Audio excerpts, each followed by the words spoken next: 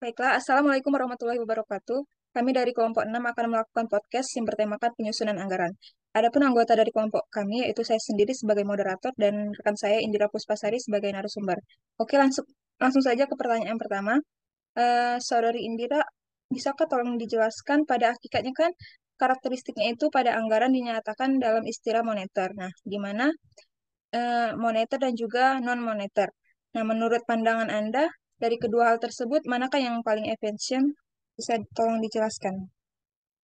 Baiklah, terima kasih atas pertanyaannya. Nah, pada dasarnya dalam penyusunan anggaran itu yang paling paling penting itu tuh moneter, di mana karena moneter itu sendiri berkaitan dengan uang dan keuangan. Nah, sedangkan kalau non moneter tadi itu hanya sebagai pendukung dari moneter itu sendiri dalam penyusunan anggaran. Jadi jelas jika yang mana yang lebih efisien, maka keduanya sangat berkaitan dan kedua hal inilah yang menjadi efisiensi. Oke, berarti pada dasarnya itu penyusunan anggaran itu yang paling penting itu moneter ya, karena moneter berkaitan dengan uang dan juga keuangan. Nah, sedangkan non-moneter itu sebagai pendukung saja ya dari moneter.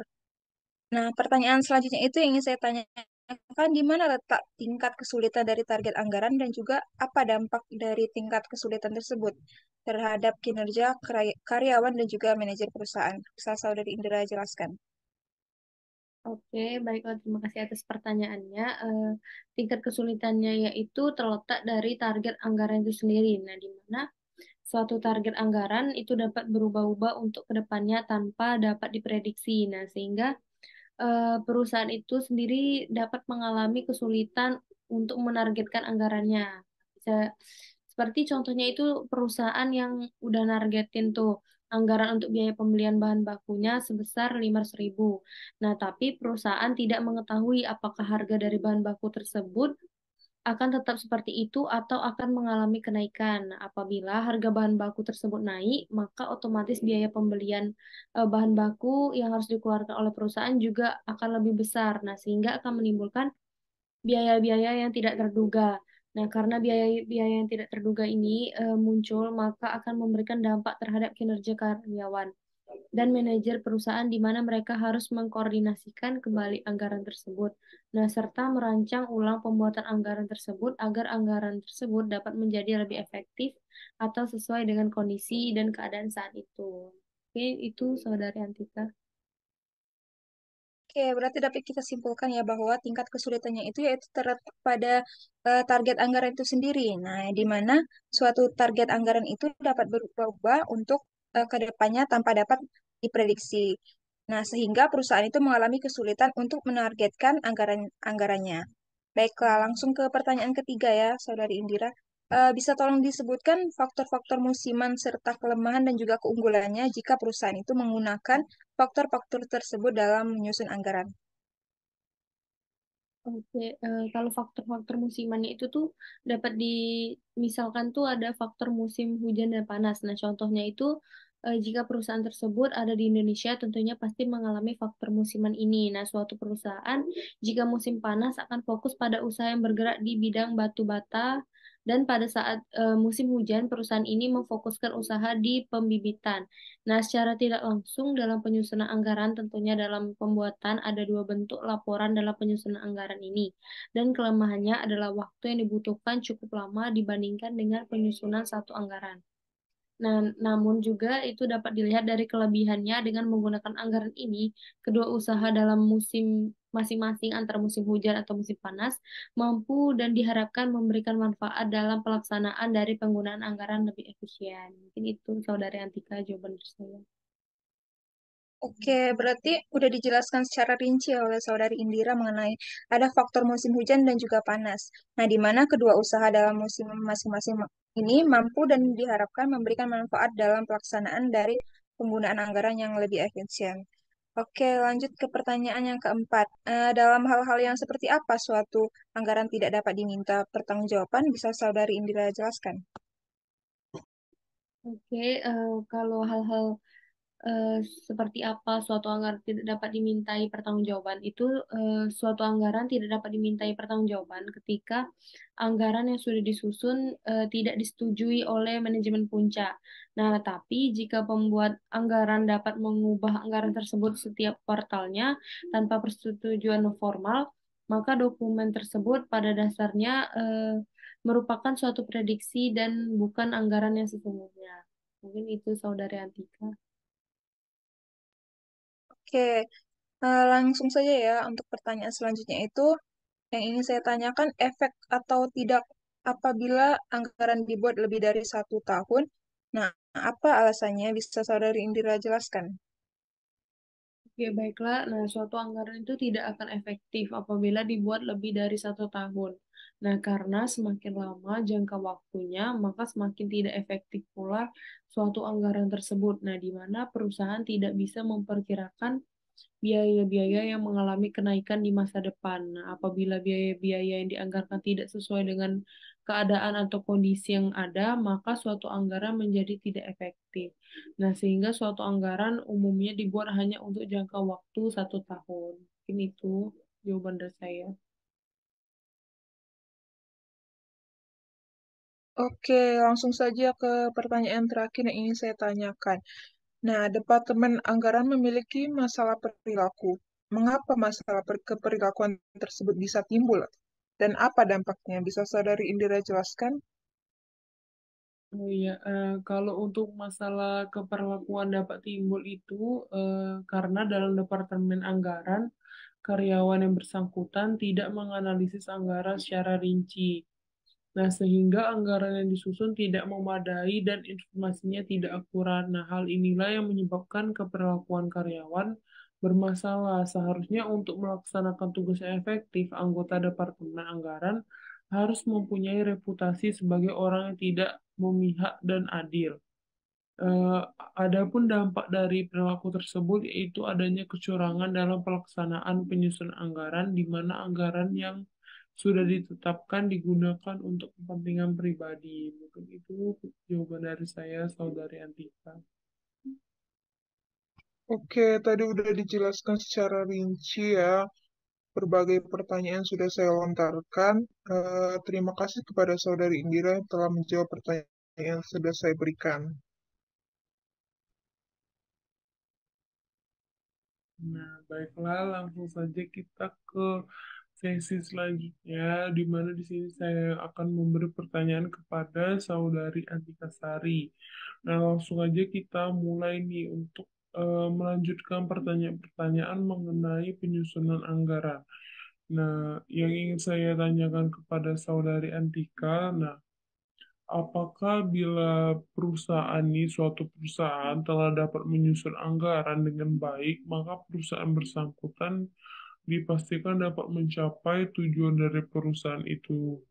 Atau gimana jawabannya dari Saudari Antika?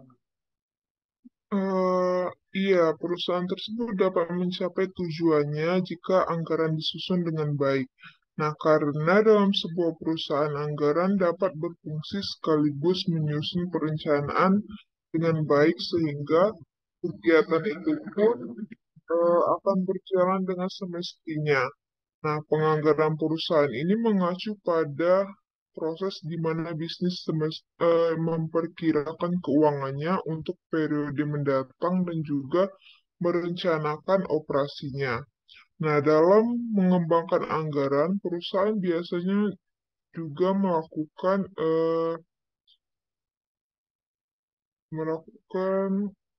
dimulai dengan bentar. Perusahaan itu.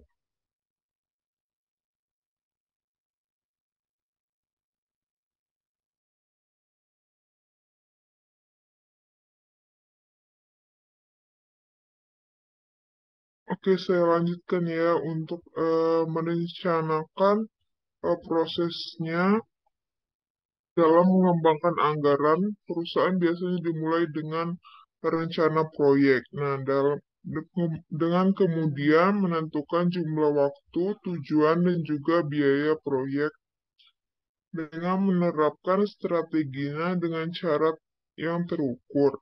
Nah, perusahaan itu harus menentukan apakah suatu proyek layak secara finansial, kemudian mengaitkan tujuan perusahaan tersebut dengan sumber daya yang telah tersedia. Dan juga menyusun anggaran adalah sebuah perusahaan merupakan langkah paling penting dalam melakukan perencanaan keuangan. Tanpa anggaran yang baik, akan ada risiko pengeluaran lebih besar daripada pendapatan atau besar pasak daripada tiang. Dan juga lebih sulit bagi perusahaan untuk mencapai tujuan keuangan tepat waktu. Nah, oleh karena itu penyusunan anggaran yang baik sangat diperlukan agar dapat membantu mencapai tujuan perusahaan. Seperti itu. Oke, baiklah, terima kasih Antika. Berarti pada intinya, bila perusahaan dapat menyusun anggaran dengan baik, maka perusahaan bersangkutan dipastikan dapat mencapai tujuan perusahaannya. Nah, jadi pokoknya pada intinya tuh kalau anggaran disusun dengan baik, eh, sebab itu penyusunan anggaran yang baik juga sangat diperlukan agar dapat membantu mencapai tujuan perusahaannya. Oke, langsung saja ke pertanyaan selanjutnya, yaitu yang ingin saya tanyakan, bagaimana pentingnya peran anggaran atau hubungan anggaran dengan manajemen strategi? Oke, pentingnya itu strategi merupakan suatu titik awal dalam pembuatan dan juga penentuan rencana serta anggaran yang akan dipilih dan juga ditentukan oleh suatu organisasi atau perusahaan. Nah, pembuatan anggaran ini merupakan bagian dari proses perencanaan strategi. Dengan begitu, suatu organisasi atau suatu perusahaan akan tahu seberapa besar anggaran yang akan digunakan dalam menjalankan organisasi tersebut. Nah, hubungan kedua ini juga membantu manajemen memastikan bahwa seluruh perhatian tidak hanya fokus hanya pada jangka pendek saja, karena perencanaan anggaran merupakan perencanaan jangka panjang. Nah, hal ini sangat penting karena strategi yang baik akan menciptakan pilihan anggaran yang baik juga. Oke, baiklah, terima kasih Antika Sari atas penjelasannya yang detail. Untuk pertanyaan selanjutnya itu yang saya mau tanyakan, kenapa anggaran selalu dinyatakan dalam satuan moneter? Nah, apakah ada satuan lain yang bisa digunakan untuk menyusun anggaran? Oke, jadi dalam membuat sebuah anggaran itu biasanya kita memakai satuan-satuan yang di mana agar dapat kita pahami ukurannya dan juga tentunya bisa kita bandingkan juga. Karena dalam anggaran satuan kegiatan dan juga satuan uang atau moneter itu seperti rupiah, US dollar dan juga yen, rupiah, ringgit menempati posisi penting dalam arti segala kegiatan akan dikuantifikasikan dalam satuan uang. Nah, sehingga bisa diukur pencapaian efisien dan juga efektivitasnya dari kegiatan yang dilakukan. Nah, akan tetapi ada satuan lain yang biasanya digunakan yaitu non-moneter seperti jumlah unit produksi. Oke, jadi dapat disimpulkan nih, pada intinya dalam membuat sebuah anggaran itu biasanya memakai suatu satuan, nah, di mana agar bisa dipahami ukurannya. Nah, seperti di moneter itu dapat dilihat dari rupiah, USD, yen, dan sebagainya. Nah, kalau di non-moneter itu dapat dilihat dari jumlah unit produksinya. Baiklah, untuk pertanyaan yang selanjutnya yaitu yang ingin saya tanyakan, bisa nggak nih Saudari Antika Sari menyebutkan prinsip-prinsip utama yang digunakan untuk sebagai tolak ukur dalam menyusun anggaran yang baik dan benar. Oke. Dalam menyelenggarakan atau melakukan penganggaran keuangan negara, terdapat prinsip-prinsip yang menyertainya pula. Nah, prinsip-prinsip tersebut antara lain adalah sebagai berikut. Yang pertama itu ada keterlibatan manajemen.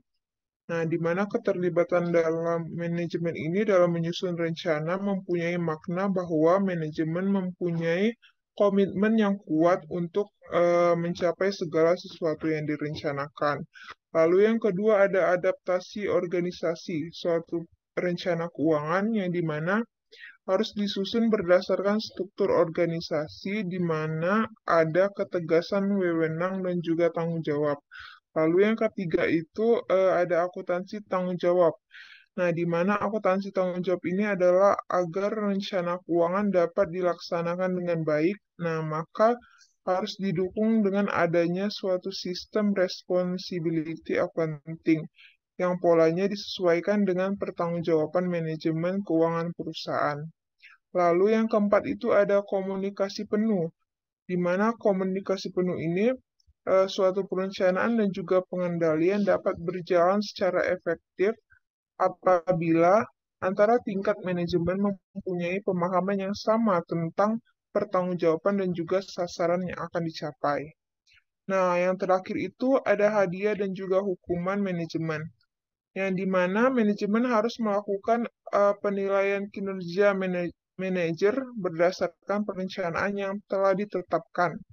Nah, jadi manajer ini yang kinerjanya di bawah atau melebihi standar harus dapat diketahui sehingga pemberian reward atau punishment itu oleh manajemen menjadi transparan. Seperti itu, Saudari Indira. Oke, terima kasih untuk Saudari Antika. Dapat disimpulkan nih bahwasannya yang udah Antika sebutkan tadi, prinsip-prinsip utama yang digunakan untuk sebagai tolak ukur dalam menyusun anggaran yang baik dan benar itu dapat dilihat ada 5 yang disebutkan tadi, di mana yang pertama itu ada keterlibatan manajemen, nah yang kedua ada adaptasi organisasi suatu rencana keuangan, harus disusun berdasarkan strukturnya. Nah, yang ketiga itu akuntansi tanggung jawab, dan yang keempat ada komunikasi penuh suatu perencanaan dan pengendalian. Nah, yang kelima ada hadiah dan hukuman untuk manajemennya. Jadi untuk pertanyaan yang terakhir nih untuk menutup tanya jawab kita, yang ingin saya tanyakan yaitu bisa nggak nih Saudari Antika menjelaskan faktor-faktor apa saja yang perlu diperhatikan dalam proses penyusunan anggaran? Oke, untuk faktor-faktor yang perlu kita perhatikan itu dan juga dapat mempengaruhi proses penyusunan anggaran itu yang pertama ada faktor internal dan juga eksternal. Nah, untuk faktor internal itu yaitu data, informasi, dan juga pengalaman yang terdapat di dalam suatu perusahaan itu sendiri. Nah, faktor itu bisa berupa yang pertama penjualan tahun lalu, lalu kebijakan perusahaan tentang harga jual, syarat pembayaran, pemilihan saluran distribusi, dan juga sebagainya. Lalu kapasitas produksi yang dimiliki suatu perusahaan. Yang keempat ada tenaga kerja yang dimiliki perusahaan. Lalu modal kerja yang dimiliki suatu perusahaan. Selanjutnya ada fasilitas yang lain yang dimiliki suatu perusahaan. Nah, yang terakhir itu ada kebijakan perusahaan yang berkaitan dengan pelaksanaan fungsi-fungsi perusahaan, baik di bidang pemasaran maupun bidang produksi dan lain sebagainya. Lalu yang kedua itu ada faktor eksternal, yaitu data, informasi, dan juga pengalaman yang terdapat di luar perusahaan, tetapi dirasakan mempunyai pengaruh terhadap kehidupan perusahaan. Nah, faktor-faktor tersebut bisa kita ketahui ada kondisi persaingan, tingkat pertumbuhan penduduk, tingkat penghasilan masyarakat, tingkat pendidikan masyarakat, tingkat penyebaran penduduk, dan juga yang terakhir itu dan juga ada agama, adat istiadat, dan juga kebiasaan-kebiasaan masyarakat, lalu berbagai kebijaksanaan pemerintahan, dan juga keadaan perekonomian, kemajuan teknologi, dan juga sebagainya. Mungkin itu saja dari saya. Oke, baiklah. Mungkin udah disebutkan nih, udah dijelaskan juga bahwasannya faktor-faktor yang perlu diperhatikan dan dapat mempengaruhi proses penyusunan anggaran itu ada dua faktor utama. Yang pertama ada faktor internal dan yang kedua ada faktor eksternal. Nah, oke, mungkin segitu aja nih tanya jawab dari saya untuk Saudari Antika Sari. Terima kasih untuk Saudari Antika Sari yang udah mau menjawab pertanyaan-pertanyaan tersebut. Baiklah, mungkin itu saja podcast dari kelompok kami, kelompok 6. Mohon maaf apabila ada kesalahan dalam penyampaian kami. Kepada Allah kami mohon ampun. Wassalamualaikum warahmatullahi wabarakatuh.